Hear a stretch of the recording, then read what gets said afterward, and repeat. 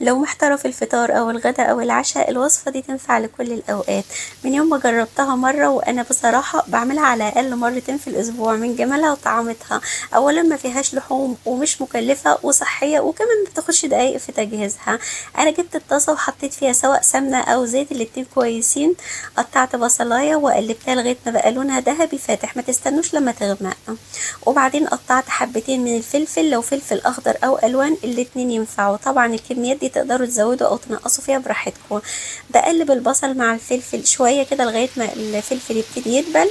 وهنا انا كنت مقطعه 3 حبات من الطماطم تقطيع صغير خالص، نزلت بيهم على الطاسه وقلبتهم حلو كده مع بعض. وفي الوقت ده ميكس الخضار يعني بتبقى ريحته جميله جدا في الطاسه. قد ايه الوصفه دي صحيه وجميله، كل ما بنكتر في الالوان كل ما بنعلي في القيمه الغذائيه، خلوا بالكم. قلبتها تقلبتين وبعدين غطيتها علشان يتسبكوا كده ويستووا، وبعدين احنا بنوطي النار خالص في المرحله دي. في الوقت ده انا كنت حطيت بتنجانة على عين البوتاجاز وفضلت اقلب فيها لغاية ما اتشوت. انا بحب اشوي البتنجان على عين البوتاجاز، بحس طعمه وريحته واخدين طعم الشواء الجميل ده، احلى من الشواء في فرن البوتاجاز وكمان اسرع. المهم انا بعد ما بشويها بحطها في كيس بلاستيك وبلفها علشان تتقشر بسرعة معايا وبسهولة. القشرة بتطلع كده وبتبقى خفيفة ومش لازقة فيها. خلوا بالكم من الطبقة اللي هي بتكون تحت القشرة دي لان هي اكتر طبقة بتكون طعمها جميل كده ومشوي. نضفتها كويس من القشر وبعدين قطعتها كده بالسكينة علشان تبقى سهلة ان هي تندمج مع باقي الحاجات اللي في الطاسة. رجعت تاني لباقي المكونات الجميلة بتاعتنا واديتهم تقليبة على السريع كده. لو عايزين تهرسوهم بالهراسة براحتكم بس انا بحبه عادي كده. البهارات بتاعتنا النهاردة ما فيش بهارات ولا اي حاجة، هما شوية فلفل وشوية بابريكا وشوية ملح. لو حابين تزودوا كزبرة او كمون براحتكم، بس انا ما بحبش الكمون قوي يعني زي ما انتوا عارفين. المهم نزلت بالبتنجان المشوي وقلبته كده كويس مع باقي الحاجات. لو حابين تعملوه بالهراسة يعني في الوقت ده مفيش مشكلة، بس انا حبيت الوصفة كلها تبقى كده بمنتهى البساطة من غير اي تكلفة ولا اي ادوات. قلبتهم كويس علشان ياخدوا من طعم وريحة بعض، وبعدين غطيتهم وسبتهم 3 دقايق على نار هادية جدا جدا، خلوا بالكم كل ده. وبعدين اديتهم تقليبة وغطيتهم حبة تاني قليلين كده وبعدين اديتهم تقليبة.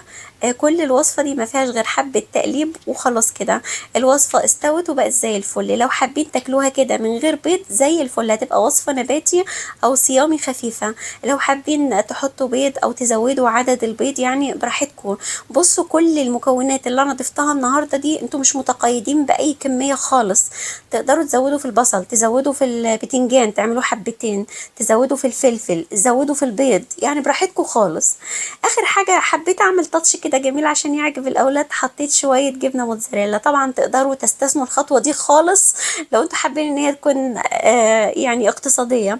دي الجبنة اللي انا استخدمتها عشان انتوا دايما بتسألوني على الجبنة دي، جبنة سوري بتتباع كده في الهايبر او الماركتس او في اونلاين، انا جبتها اونلاين. المهم لو هتستخدموا الجبنة السوري خلوا بالكم ما تكتروش الملح عشان هي بتكون يعني ملحة سيكة. كده خلاص انا كشفت الغطا، انا غطيتها علشان الجبنه تسيح، بس خلوا بالكم ان النار بتكون هاديه جدا جدا. احلى حاجه في الوصفه دي انك لو جبتي طابونه عيش هتسرحي فيها وتاكليها كده وانتي مش واخده بالك. قد ايه الوصفه دي كده بتاخدنا للزمن الجميل وللاكلات الحرشه البسيطه الجميله بتاعتنا. طعمها لذيذ جدا جدا، عايزه اقولكم بتفتح النفس بشكل مش ممكن.